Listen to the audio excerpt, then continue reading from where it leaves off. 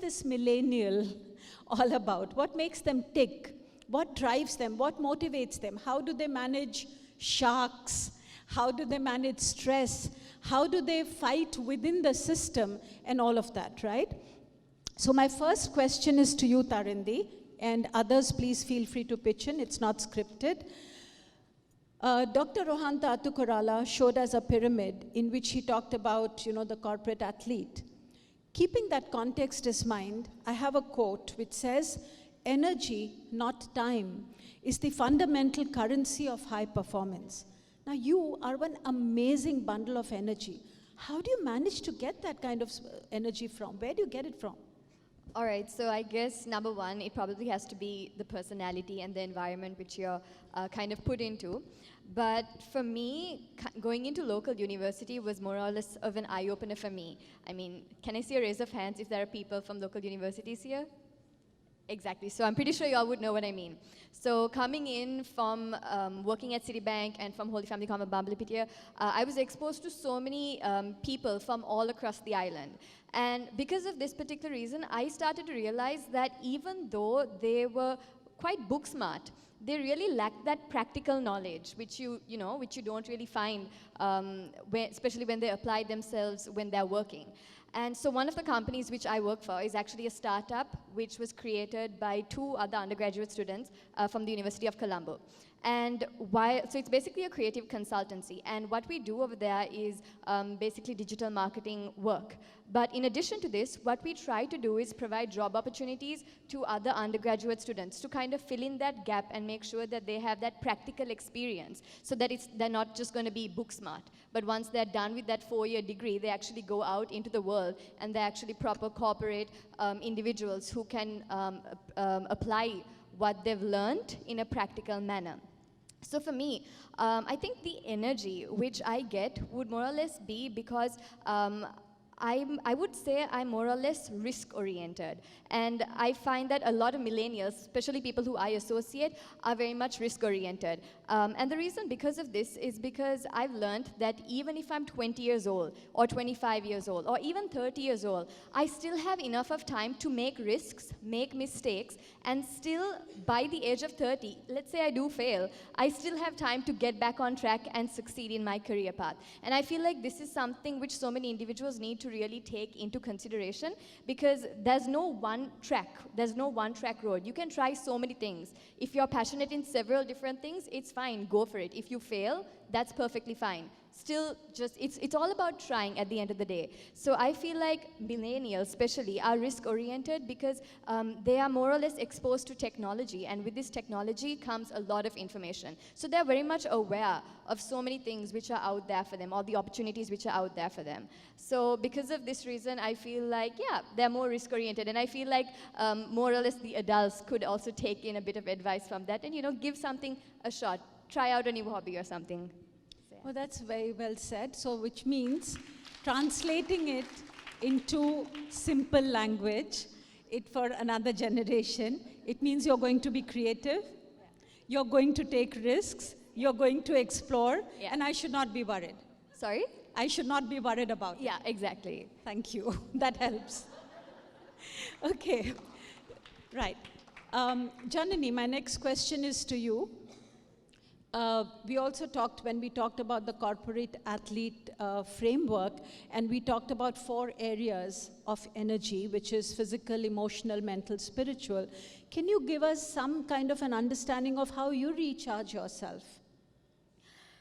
Right.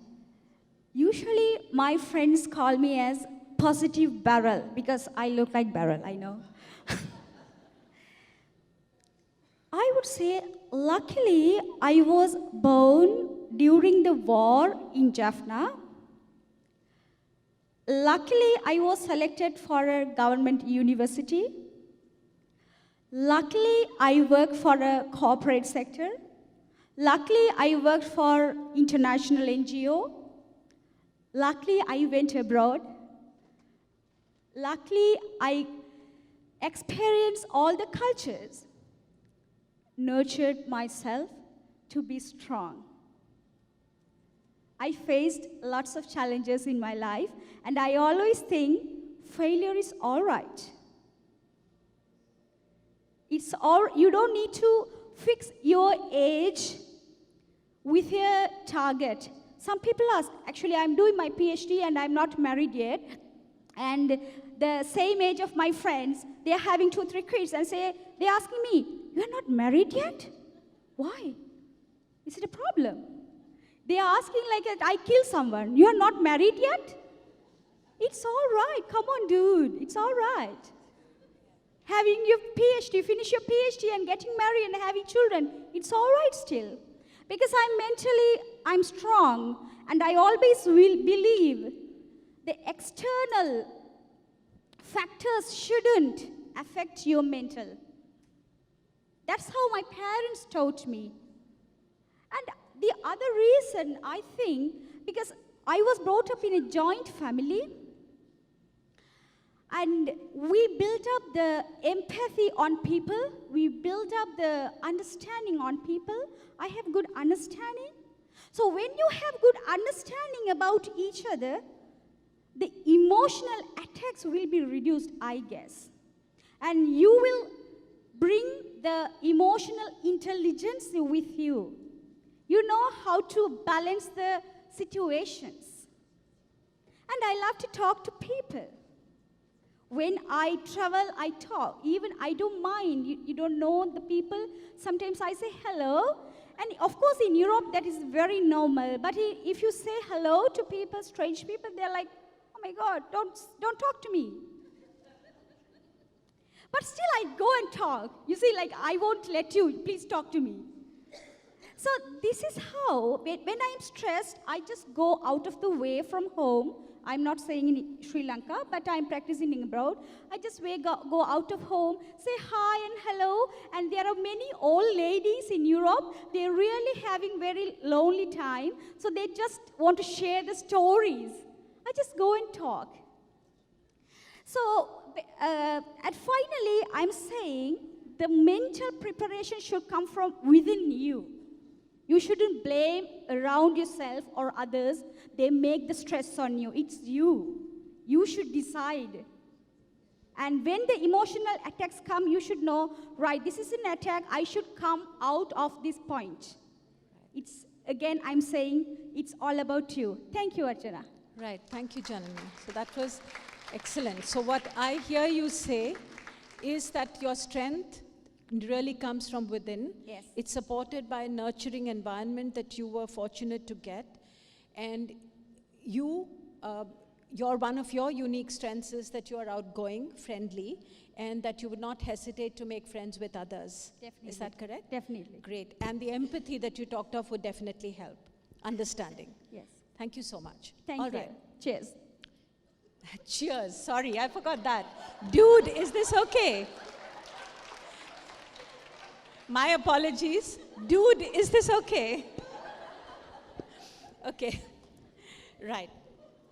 Fazeen, my next question is to you. Can you help us understand what is unique about you?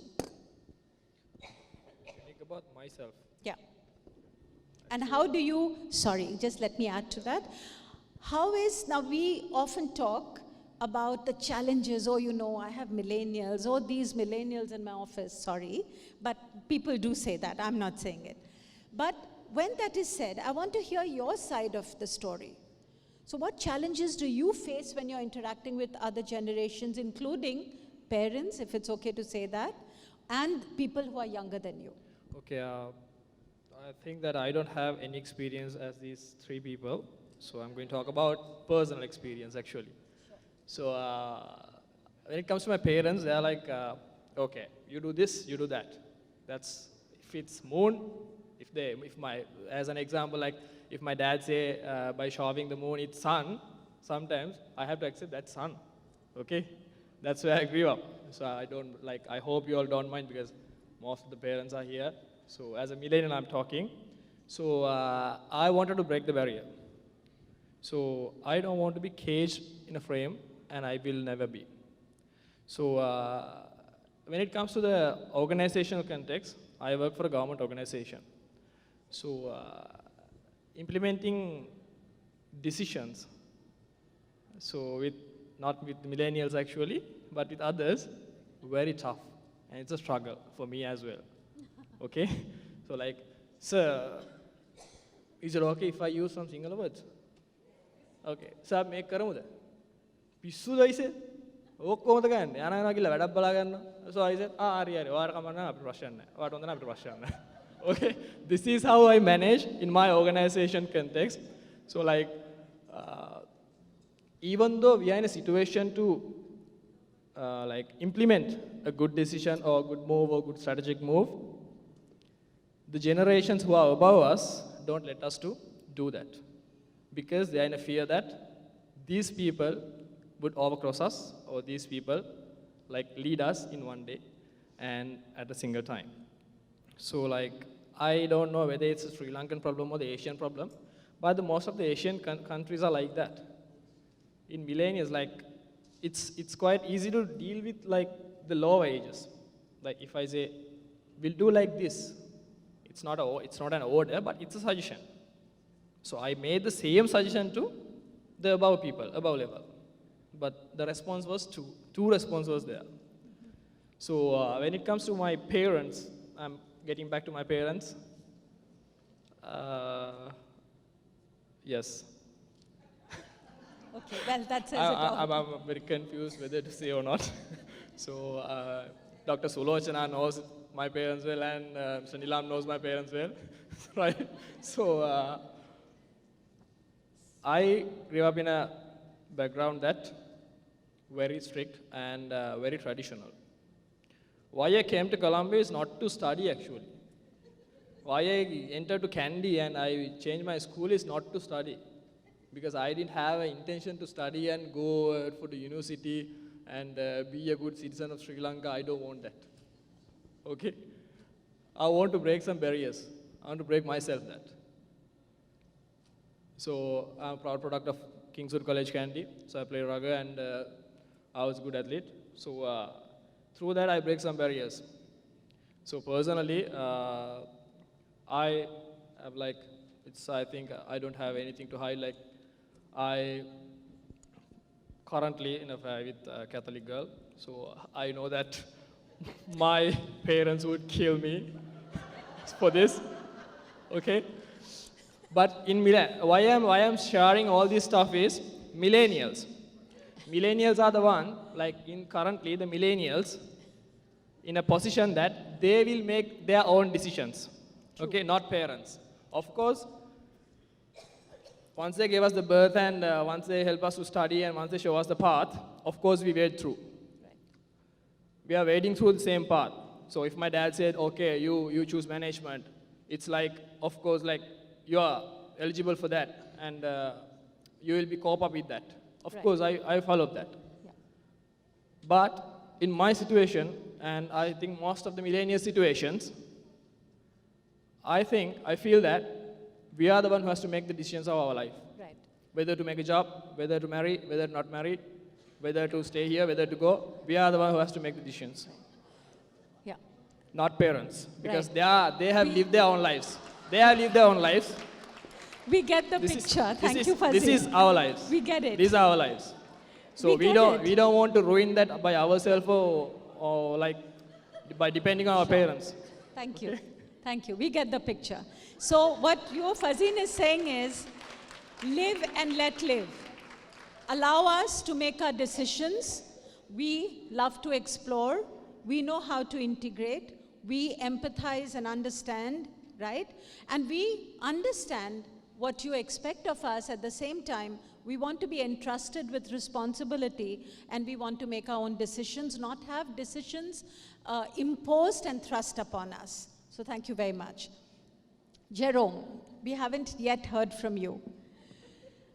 You are the youngest in the group. Tell us how you swim with the sharks. That was the first topic. Yeah. Swimming with the sharks, yeah. Sorry, so think of a shark-infested sea, and how would you do it? I mean, these sharks are not the real ones. Swimming with the sharks. Well, in my life, if I look at the shark as challengers, my first challenge would be myself. And the hardest thing for me to do is to wake up in the morning.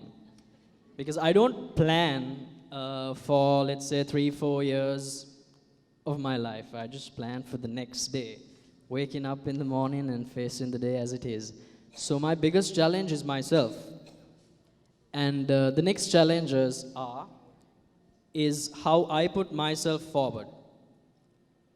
But coming from this corporate background, as I highlighted before, I work for HSBC.